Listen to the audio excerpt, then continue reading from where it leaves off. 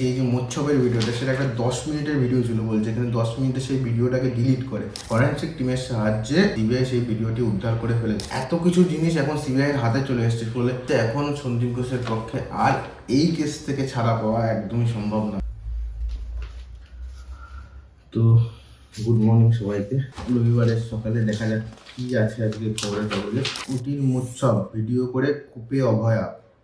আরজিকর কাণ্ডে সিবিআইয়ের নয়া দাবিতে তোলপাড়। আরজিকর হাসপাতালের অপারেশন থিয়েটারের মধ্যে নাকি চলতো দেদার ফুর্তি, নাচা গানা, মদ মাংস এসব। এর জন্য ডেকে পাঠানো হচ্ছে আরজিকর হাসপাতালেরই যারা তরুণী ইন্টার্ন ছিল তাদের, ইভেন পোস্ট গ্রাজুয়েট যে ট্রেনিং মানে পিজিটি যারা, তাদেরও ডেকে পাঠানো হতো। আর এখানে বলা হচ্ছে যে মানে সিবিআইয়ের লাগছে যে সেই মোচ্ছবের ভিডিও তোলাটাকে অভয়ের জন্য কাল হলো, যে কারণে এক্স প্রিন্সিপাল সন্দীপ বাহিনী মানে সন্দীপ ও তার বন্ধুবান্ধব সঙ্গী ছিল, তারা কি এই কারণেই তাকে মেরে ফেল অন্যান্য অনেক সম্ভাবনার পাশাপাশি এই সম্ভাবনাটাই এখন মানে এই চিন্তাটাই এখন ভাবাচ্ছে সিবিআইকে। এজেন্সির দাবি ওই ভিডিও প্রকাশ্যে আসলে তৎকালীন যে অধ্যক্ষ ছিল সন্দীপ ঘোষ তার সমস্যায় পড়তে পারতো। সেই কারণে তিনি তরুণী যখন মারা যায় তারপরেই তরুণীর মোবাইলটি হাতিয়ে নেয়, হাতিয়ে নিয়ে সেই যে মোচ্ছবের ভিডিওটা ছিল সেটা ডিলিট করে দেয়। কিন্তু ফরেন্সিক টিমের সাহায্যে সিবিআই সেই ভিডিওটি উদ্ধার করে ফেলেছে। আর উদ্ধার করার ফলে সন্দীপ ঘোষের আরও এখন বিপদ বেড়ে যাচ্ছে। আর সেই ভিডিওতে সন্দীপ ঘোষের সঙ্গে কারা কারা ছিল সেটাও চিহ্নিত করেছে সিবিআই।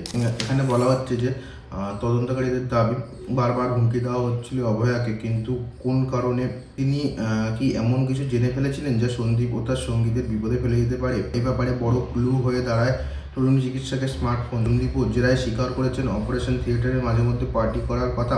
জানা গিয়েছে কোনো তরুণী ইন্টার্ন বা পিজিটি সেই পার্টিতে হাজির না হলে পরদিন থেকে শুরু হতো মানসিক নির্যাতন, সঙ্গে পরীক্ষায় ফেল করিয়ে দেওয়ার হুমকি, এমনকি জোর করে বাড়তি ডিউটি করানো হতো বলে অভিযোগ। কেউ শরীর খারাপের কারণে ডিউটি করতে না চাইলে ভয় দেখাতো সন্দীপ বাহিনী, তাই অনেকে বাধ্য হয়ে কম্প্রোমাইজ করে নিতেন। সিবিআইয়ের হাতে আসা তথ্য অনুযায়ী বেশ কয়েক মাস আগে একটি এরকম পার্টি চলছিল আরজিকরের অপারেশন থিয়েটারে।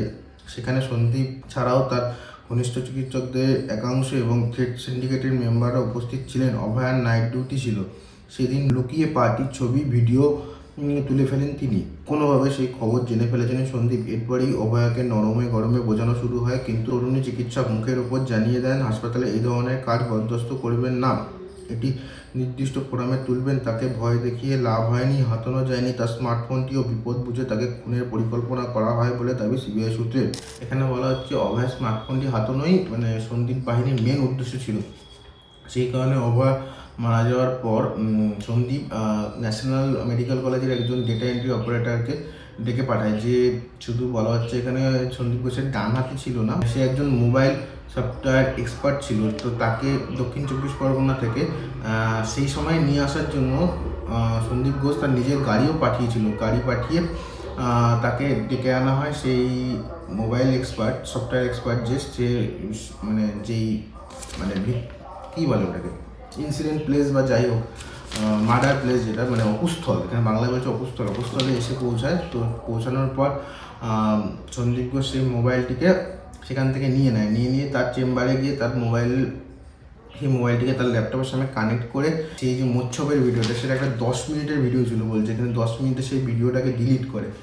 আর তার সাথে সাথে সেই অভয়ার মোবাইলের যে অন্যান্য মানে হাসপাতালের জরুরি ডকুমেন্ট ছিল সেগুলোকেও ডিলিট করে দিয়েছে। কিন্তু এটাই নয়, এর সাথে সন্দীপ ঘোষ সেই ডেটা এন্ট্রি অপারেটরকে দিয়ে সেই কলেজের যে সিসিটিভি ক্যামেরার যে ফুটেজ আছে সেই ফুটেজের পার্টিকুলার কিছু কিছু অংশকেও বাদ দিয়ে দিয়েছে। ফলে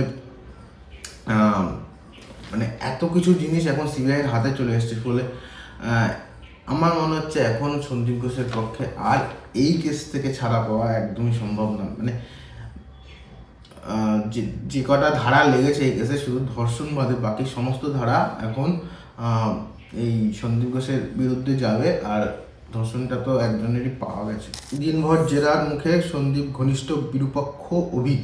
আরজিকর তরুণীর ধর্ষণ ও খুনের মামলায় আরজিকরের 3 ডাক্তার একজন হচ্ছে কি বীরপক্ষ বিশ্বাস, আর একজন অভিজ্ঞ, আর একজন হচ্ছে কি রাজ্যকরের রেডিওলজিস্ট সৌরভ দত্তকে শুক্রবার দিন সিবিআই সিজিও কমপ্লেক্সে ডেকে জেরা করে যে সেই তো অভয়ার খুনের মামলাতে, মানে অভয়ার খুনের ব্যাপারটাতে তারা কোনোভাবে জড়িত কিনা, বা সেই খুনের পরে যে তথ্য প্রমাণ লোপাট করা যায় সেতেও তারা, মানে সেই ব্যাপারেও তারা কোনোভাবে যুক্ত কিনা সেটার জন্য তাদের জিজ্ঞাসাবাদ করা হচ্ছে। কিন্তু তারা সেটার কোনো সদুত্তর দেয়নি, ইভেন উত্তর এড়িয়ে গেছে।